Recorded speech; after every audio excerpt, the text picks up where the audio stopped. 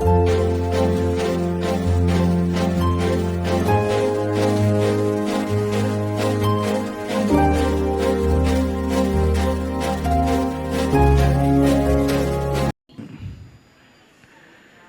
दान भी कृत कारत अनुमोदना से होते हैं कि 4 प्रकार के दान होते हैं, तो हम चारों प्रकार के दान डेली कैसे, रोज कैसे कर सकते हैं? मंदिर में पैसे डालना, डेली डालना, तो वो किस दान की कोटि में आएगा? आहार दान औसत दान होता है, वो तो हम नगर में साधु हैं तो दे सकते हैं, लेकिन अभय और शास्त्र दान कैसे दे सकते हैं? और मंदिर में डेली रोज पैसे डाल पुण्य है कि ये दान भी कृत कारत अनुमोदना से होते हैं। कृत से जो दान देता है वो तो देता ही है, आहार दान, औषधि दान, उपकरण शास्त्र दान कह दिया। अभय दान के लिए साधु के लिए आता है, क्योंकि साधु स्वयं की रक्षा नहीं करता, तो जो साधु की रक्षा करने का संकल्प करता है वो साधु को अभय दान दे रहा है। क्योंकि साधु अपने उपसर दूर नहीं करता, अपने कष्टों को दूर नहीं करता, और उन कष्टों में वह जीवन व्यतीत कर लेता है। साधु अपने जीवन में किसी भी प्रकार की परिस्थितियों को लेकर के उनका प्रतिकार करने की स्थिति नहीं रखता, तो उनका प्रतिकार ग्रस्तों के द्वारा किया जाना, उपसर्ग दूर कर देना। किसी साधु पर उपसर्ग आया, साधु तो सहन कर लेगा, लेकिन ग्रस्त उसको सहन न करके उसको दूर करना, ये अभय दान है। जीवन दान दे दिया। साधु के ऊपर एक ऐसी स्थिति बन गई, बहुत ज़्यादा विपरीत स्थिति है, उनकी किसी प्रकार से दुष्टों के द्वारा उपसर्ग हो गया, दुष्टों ने संकट आके कर लिया, दुष्ट प्राण लेने वाला है। जैसे शूकर ने महाराज को अभय दान दिया, शेर को मारकर स्वयं मर गया, लेकिन महाराज को बचा लिया, ये अभय दान कर। वास्तविक अभय दान मुनि को ही होना चाहिए। करुणा दान और अभय दान में अंतर है। तुच्छ जीवों को जो बचाया जाता है अभय दान नहीं है। जैसे हम कीड़े मकोड़ों को बचाते हैं, गाय को बचाते हैं, ये सब अहिंसा है, करुणा है, लेकिन अभय दान नहीं है। दान हमेशा पात्र को ही दिया जाता है। रिपीट कर रहा हूं, दान हमेशा पात्र को ही दिया जाता है, भी मत लगाना। कोई भी दान हो, पात्र होना चाहिए। उत्तम, मध्यम, जघन, पात भेद कर लो, बात अलग है।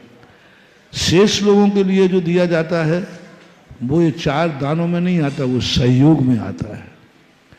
इसलिए अभय दान भी देव सात गुरु को, साधर्मी को, त्यागी वृत्तियों को दिया जाता है। दुष्ट ने तो उपसर कर दिया, सांप डाल दिया महाराज के गले में, लेकिन महारानी चेलना ने आकर उसे हटा करके चींटियों से उपसर बनाया। अब जो महारानी चेलना ने महाराज के गले से सांप निकाला, चींटियों को निकाला, ये कौन से दान में आएगा? अभय दान में आएगा। अभय दान आ गया। मुनिराज को कोई भी कष्ट है, बाहर एक कष्ट, बीमारी संबंधी नहीं, बाहर एक परेशानी, कोई दुष्टजन उनको परेशान कर रहे और उन्हें आकर के दुष्टों को हटा दिया, अभय दान हो गया। अब कारत की अन्वेषा दान है। आज का युग धन का युग है, तो धन के माध्यम से जिस पर्पस से तुम दान दे रहे हो वह धन उसी पर्पस में माना जाएगा। मान लीजिए तुमने मंदिर में गुल्लक में डाल दिया तो आपका अभय दान है, आपने जिनेन्द्र देव को अभय दान दिया। मंदिर बनाना जिनेन्द्र देव का अभय दान है। मंदिर बनाना जिनेन्द्र देव का अभय दान है। समुषण की रचना करना जिनेन्द्र देव का अभय दान है। भगवान के ऊपर किसी ने गंदगी कर दी, कुछ कर दिया और आपने उसको पैक करके बंद कर दिया, सुरक्षा करती, अभय दान है। तो ऐसा मानना चाहिए। और पैसे का दान है, आप जिस पर्पस से दे रहे हैं वह उस पर्पस में यदि जाता है तो वो दान भी उसी पर्पस में माना जाएगा। क्योंकि आपने संकल्प का, मैं तो नहीं दे पा रहा हूँ, लेकिन मैं औषधि दान के लिए यह भाव करता हो। पूज्यवर हरिवंश पुराण में श्री कृष्ण ने स्वयं दान न दे करके वैद्य जी से कहा, महाराज जी आ रहे हैं, अस्वस्थ है, आप इनके लिए ऐसी दवाई दीजिए, तुम भी चौके में नहीं जाओगे, मैं भी नहीं जाऊंगा, दवाई पहुंचना चाहिए। तो श्री कृष्ण ने वैद्य से लेकर के दवाई चौके में दी, वहां ये उल्लेख नहीं है, क्योंकि नारायण प्रति नारायण ने कभी किसी मुनिराज को आहार दिया है ऐसा उल्लेख नहीं। अर्धचक्री दोनों ने किसी भी महाराज को कहीं आहार दिया है ऐसा कोई भी उल्लेख, बलभद्रों के आहार दान का उल्लेख मिलता है, चक्रवर्ती के मिलता है, लेकिन अर्धचक्री कभी किसी मुनिराज को आहार दिया है ऐसा आगम में कहीं भी उल्लेख देखने में नहीं आया। और वहां भी श्री कृष्ण स्वयं ने औषधि नहीं दी, औषधि दिलवाई है। तो इससे सिद्ध होता है कि हम दूसरे के द्वारा भी दिलवा सकते हैं।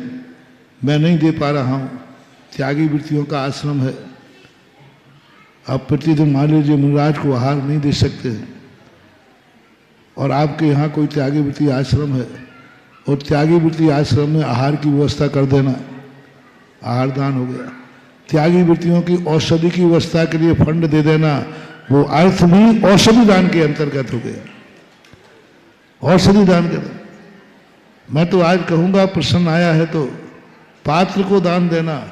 हर तीर्थ क्षेत्र पर त्यागी वृत्तियों की भोजनशाला अलग से होना चाहिए। आप लोग अपनी अपनी भोजनशालाएं तो खोल रहे हो जम के, कौन के लिए? जो भक्ष खाते हैं, जो रात में खाते हैं, दिन में खाते हैं, ड्रंकर हैं, गुटखा खाते हैं, तम्बाकू पीते हैं, गंजेड़े हैं, भंगेड़े हैं, इनके लिए भोजन की व्यवस्था हर क्षेत्र पर है, बढ़िया बहुत टॉप की व्यवस्था है। असहियों के लिए, जिनका रात भोजन त्याग नहीं है, वो उनके लिए भी भोजन व्यवस्था है। जो प्रतिमाधारी हैं, त्यागी वृत्ति हैं, जो बाजार का नहीं खाते हैं, उनके लिए तीर्थ क्षेत्रों पर कोई आहार की व्यवस्थाएं नहीं है। 99% तीर्थ क्षेत्रों पर नहीं है। बोलो है? कितने तीर्थ क्षेत्र पर है? नहीं है।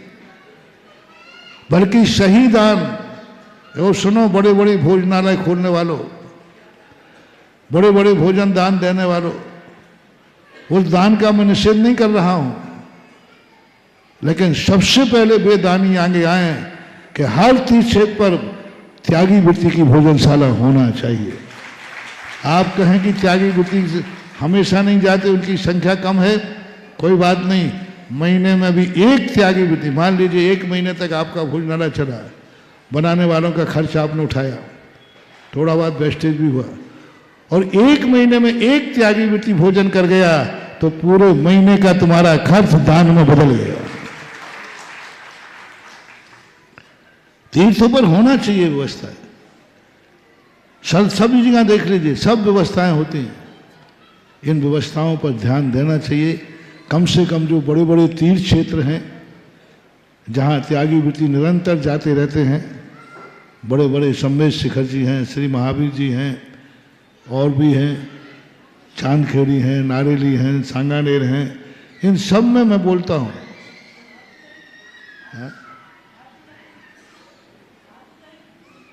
हाँ, भागवत में क्या बात है? भागवत अब मुझे नाम जितने आ जाए तो बोलते जाऊँ, मैं नाम बोलते जाऊँगा और क्या।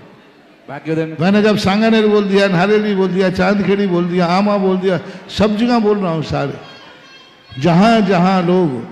और यहाँ तो त्यागी भाग्योदय में त्यागी वृत्तियों की व्यवस्था तो मस्त होना चाहिए, क्योंकि ये भाग्योदय सारी दुनिया के लिए नहीं खोला है, पूज्यवर ने उन त्यागी वृत्तियों के लिए खोला है जो दुनिया की अस्पतालों में जाके लाइन में खड़े नहीं हो सकते।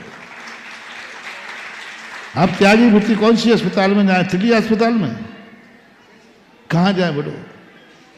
वहां जाके उनके त्यागी वृत्ति पना क्या स्थिति बनेगी?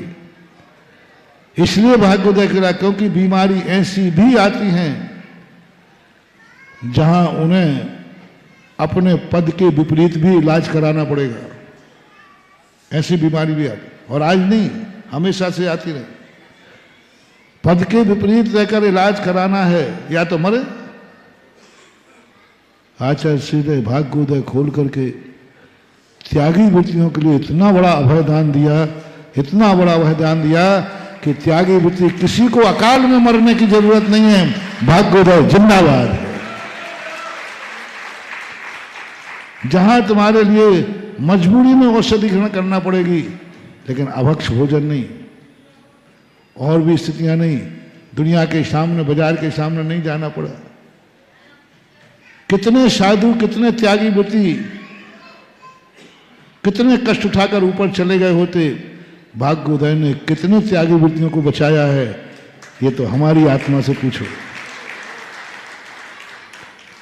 कितने लोगों को बचाया, सब बचा लिया, जीवन भी बचा लिया, व्रत भी बचा लिया, मर्यादा भी बचा ली, और धर्म की अप्रभावना होने से भी बचा लिया, क्योंकि अपनी आप स्थान है, अपना सब कुछ है।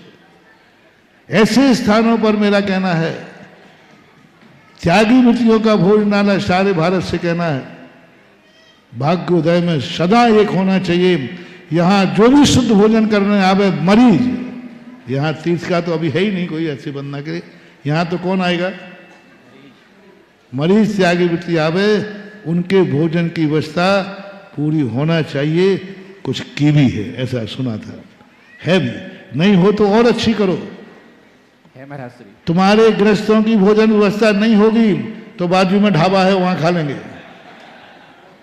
होटल होंगे कि नहीं यहाँ आसपास, कैंटीन, कैंटीन।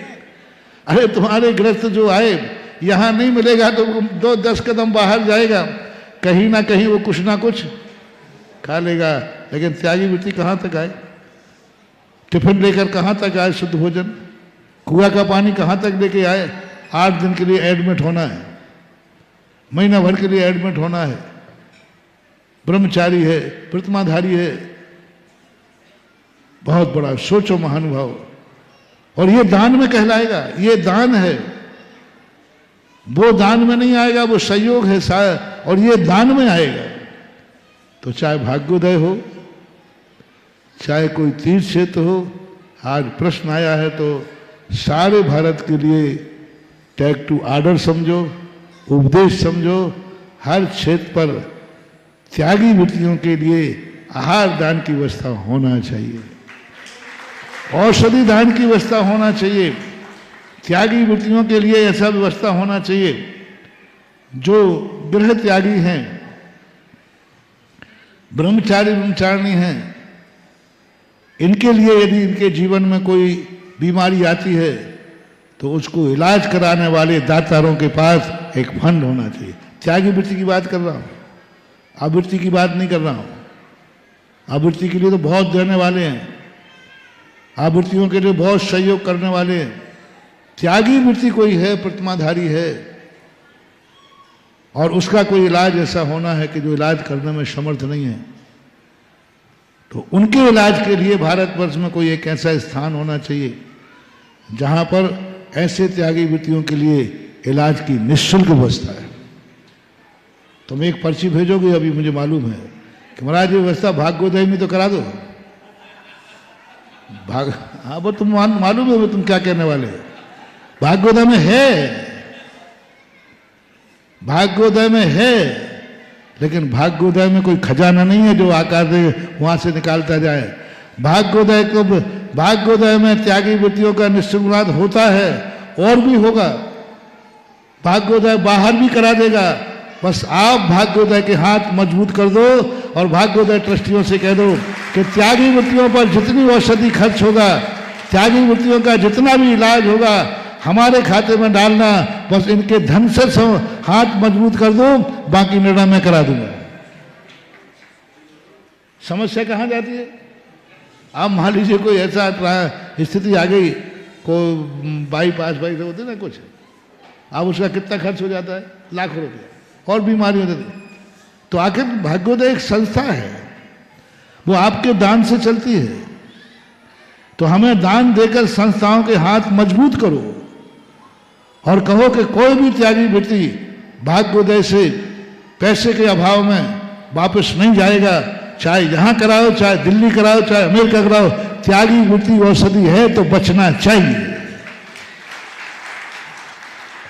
यदि दुनिया में औषधि है और त्यागी वृत्ति है तो ऐसे श्रेष्ठी सामने आ जाओ भाई, जो संस्थाओं को कहीं से एक आवाज उठा सके कि इलाज है दुनिया में और त्यागी वृत्ति बीमार है तो वह बिना दवाई के नहीं मरेगा, ऐसा संकल्प करने वाले आ जाएं तो आज भी तुम भीम जैसा पुण्य कमा सकते हो। भीम के अंदर जो आया था, कल ही परसों सुनाया था ना एक कहानी उनकी बात, ऐसी पुण्य तुम कमा सकते हो। कितना बड़ा पुण्य है। त्यागी वृत्ति बिना औषधि के नहीं मरेगा। अब औषधि नहीं है, अब उसकी किस्मत है, ठीक है, लेकिन औषधि है, तुम बचा सकते हो। वहां बीच में पैसा बीच में आ रहा है। यदि ये कार्य दिगंबर जैनियों में हो जाए, ये व्यवस्थाएं श्वेतांबरों में हैं, श्वेतांबरों में बहुत ज्यादा है, कई स्थानों पर है, उनके जो भी है उनके लिए सब व्यवस्था। दिगंबरों में इस चीज का भाव है। कितने त्यागी वृत्ति हैं जो बिना इलाज के दुख उठा रहे हैं, परेशानी उठा रहे हैं, उनकी पारिवारिक क्षमता इतनी नहीं है और स्वयं कमा नहीं रहे हैं। इनके संबंध में तो विचार करना चाहिए। औषधि दान, अभय दान, अभय दान का अर्थ है कि ये जो आश्रम आदि त्यागी वृत्ति तीर्थ क्षेत्रों पर, हर तीर्थ क्षेत्रों पर त्यागी वृत्तियों को रहने की व्यवस्था होना चाहिए। जो क्योंकि घर का वातावरण आजकल बहुत गंदा हो गया है, फ्लैश सिस्टम है, टीवी सिस्टम है, वातावरण बहुत गंदा है, वहाँ का रहन सहन गंदा है। बच्चे सब टीवी देख रहे हैं, टीवी में क्या क्या आता है सब मालूम है, उनके खान पान देख रहे हैं। अब त्यागी वृत्ति घर में रह रहा है, ब्रह्मचारी, और उधर सारे लोग घर में बैठकर रात में 12 बजे भोजन कर रहे हैं। हो रहा है कि नहीं? रोक नहीं सकते। यदि कोई ब्रह्मचारी ने कहा हम घर में रात में, तो सब घर वाले कहे आप ही पधारे यहां से। रात में भोजन कर रहे कैसे देखे, रहन सहन उल्टे सीधे हो रहे कैसे देखे। इसलिए जो व्रत लेकर के, प्रतिमाएं लेकर के अपना जीवन शांति से व्यतीत करना चाहते हैं, ऐसी व्यवस्था तीर्थ क्षेत्रों पर होना चाहिए।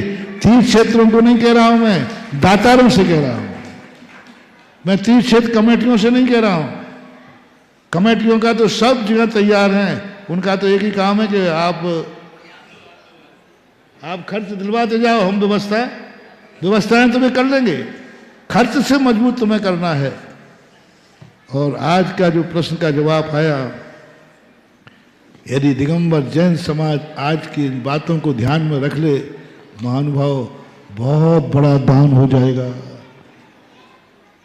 दान तो तुम खूब दे रहे हो, खूब करोड़ों खर्च कर रहे हो, कोई कमी नहीं है, लेकिन बस उस तरफ ध्यान चला जाए त्यागी वृत्तियों की तरफ, तो बहुत बड़ा दान हो। जिज्ञासा के इस क्रम में जिज्ञासा